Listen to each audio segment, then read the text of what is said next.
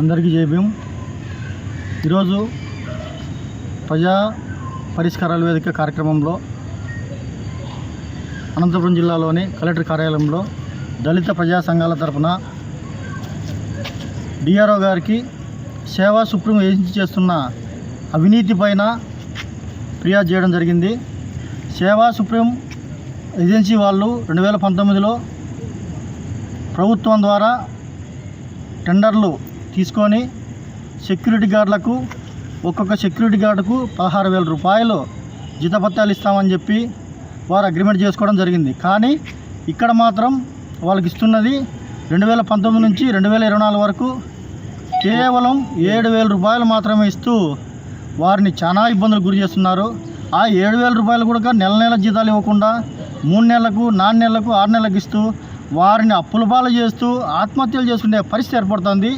వారి సమస్యల కోసం ప్రజా సంఘాల వారి దగ్గరికి వచ్చి మా సమస్య ఈ విధంగా ఉందండి, మా కోసం పోరాటం చేయండి అని చెప్పి వారు మాకు ఫిర్యాదు చేస్తే వారిని ఉద్యోగాలు తొలగిస్తామని చెప్పి ఏజెన్సీ వాళ్ళు వారి ఏజెన్సీలో పనిచేస్తున్న కొంతమంది సిబ్బంది వాళ్ళను భయభ్రాంతులకు గురి చేస్తున్నారు.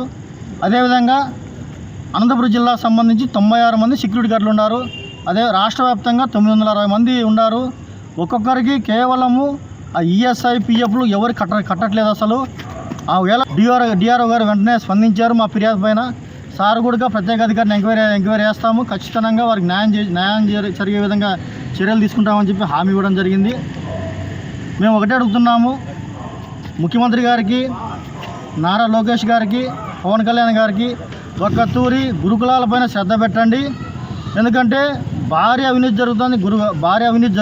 జరుగుతున్నది కేవలం గురుకులాల్లో పొరపాటులో ఈ స్కూళ్ళ పైన మొన్న లోకేష్ గారు ఒక జీవో తెచ్చారు, స్కూళ్ళల్లోకి ఎవరు వెళ్ళకూడదని.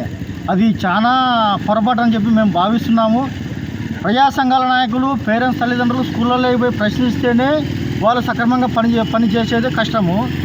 ఈ విధంగా మీరు జీవోలు తెచ్చి ఎవరు వెళ్ళకూడదని చెప్పి వారిని యథేచ్ఛగా మీరు అవినీతి పరులు కాదని చెప్పి జీవోలు తెచ్చి తేవడం మేము ప్రజా సంఘాల తరఫున తీవ్రంగా ఖండిస్తున్నాము.